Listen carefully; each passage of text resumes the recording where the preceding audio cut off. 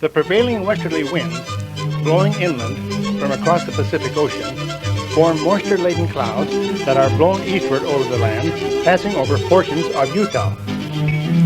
When the clouds strike the high Wasatch Mountains, a portion of their moisture drops out as snow, and melting slowly in the summer, supplying the valley floor with ample water.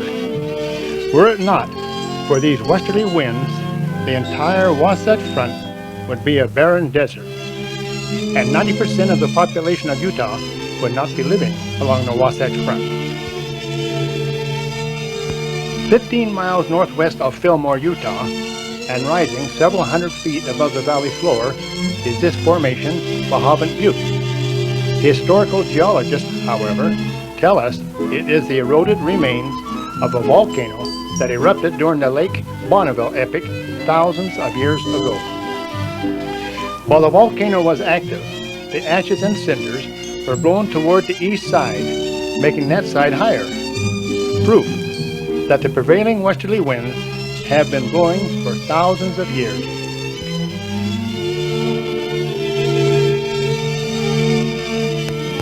This circle of concrete pillars on top of the butte was to be the foundation for a huge windmill to generate electrical power for the city of Fillmore. Knowing of the strong winds that blow across the butte, a group of California businessmen conceived this plan, and not too long ago.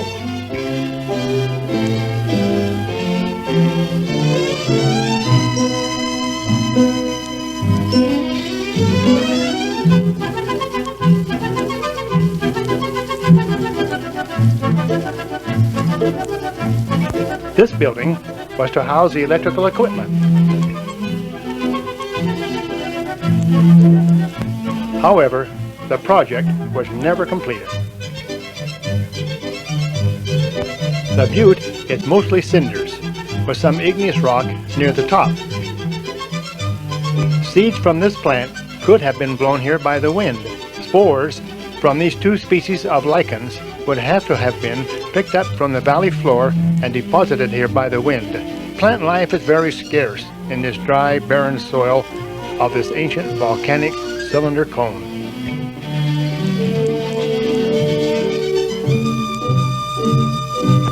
Just west of Kanab, Utah, the low terrain is mostly red sandstone. The winds have been blowing here for thousands of years, picking up small grains of sand, cutting and eroding the red sandstone, producing an entire area of sand, forming these interesting and beautiful, ever-changing sand dunes.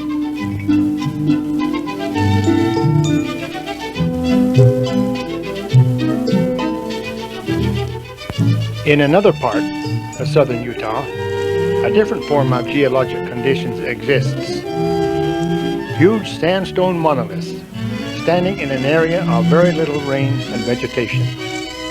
Here again, nature has been given time so lavishly.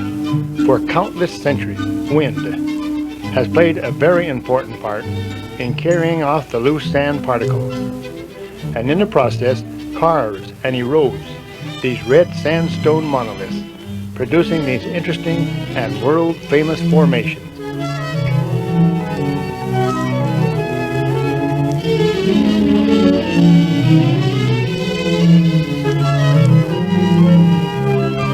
The bristlecone pine trees grow at elevations of over 10,000 feet. Poor rocky soil, very little moisture, and short growing seasons, with the resultant slow growth due to these adversities, result in ages of thousands of years for these old monarchs.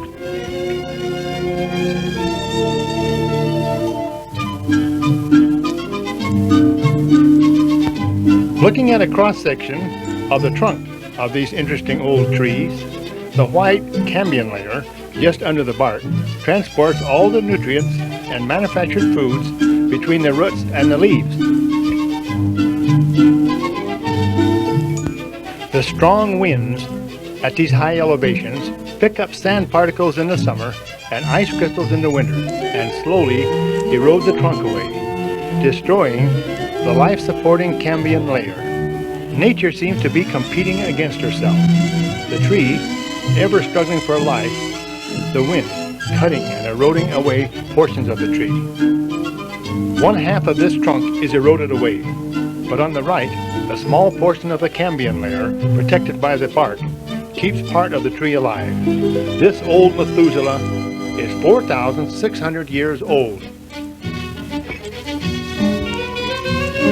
A few branches are still living to produce pine cones and seeds.